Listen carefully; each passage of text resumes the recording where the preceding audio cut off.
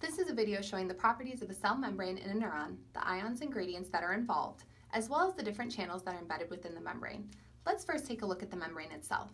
If we cut out a piece here, this is what it would look like close up. This is the barrier between inside the cell and the outside environment. It protects what's inside of the cell, and it controls what enters and leaves it.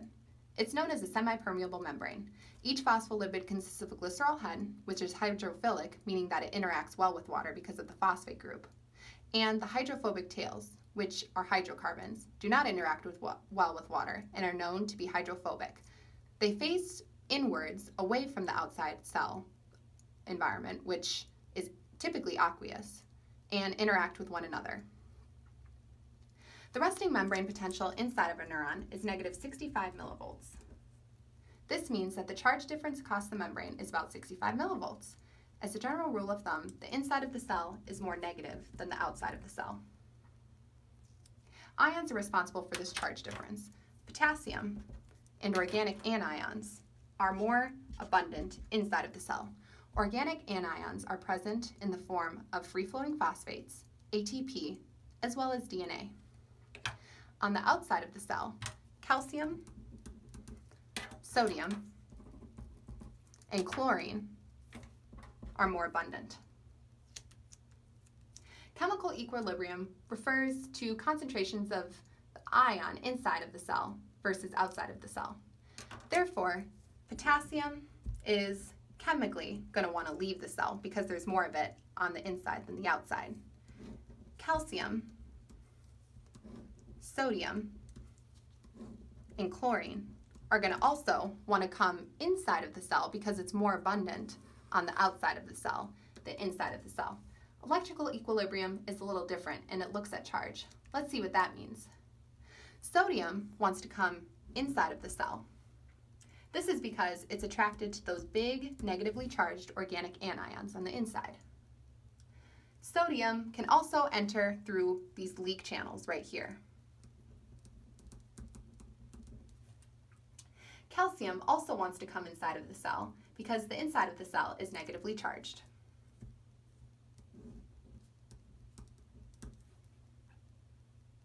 However, even though there are more potassium ions inside of the cell than outside of the cell, it's actually electrically motivated to stay inside of the cell. That's because of all of this negative charge here. Chlorine, a negatively charged ion, electrically wants to stay outside of the cell for the same reason.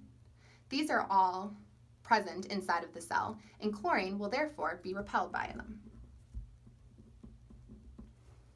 So what does all of this mean? As we said before, the resting membrane potential of the neuron is negative 65 millivolts, even though the electrical chemical equilibrium for each ion is different. But this is not necessarily a bad thing, because if ions are not necessarily where they want to be, we can use them in an action potential later to do what we want. These gradients arise to different pumps, due to certain pumps. One of the best known is the sodium-potassium pump. ATP is hydrolyzed so that 3 sodium are pumped out for every 2 potassium that are pumped in. Since ATP is used, and since sodium and potassium go against their concentration gradients, this is known as active transport. Another example of a channel embedded in the membrane that helps maintain resting membrane potential is the potassium chlorine pump. This is a symporter, meaning that this protein channel lets one ion move the way it wants to, so long as it brings another one with it. Since before we said that chlorine is electrically motivated to leave the cell, it does so through this channel, bringing potassium with it. But as we said before, this sodium-potassium pump will pretty much right away then kick this potassium right back into the cell.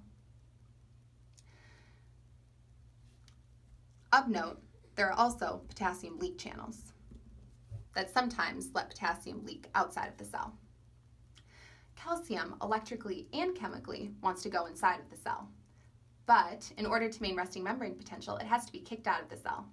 The calcium-sodium exchanger does this.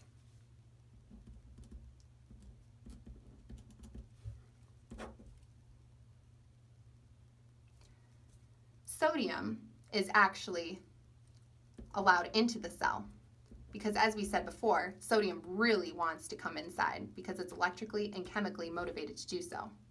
So once it's let back in, calcium is allowed out. As we said before with potassium, as soon as sodium is let back into the cell, it almost immediately will be kicked back out.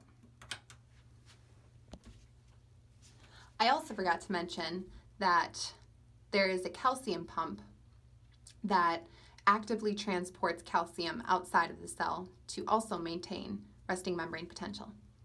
Thank you for watching this video.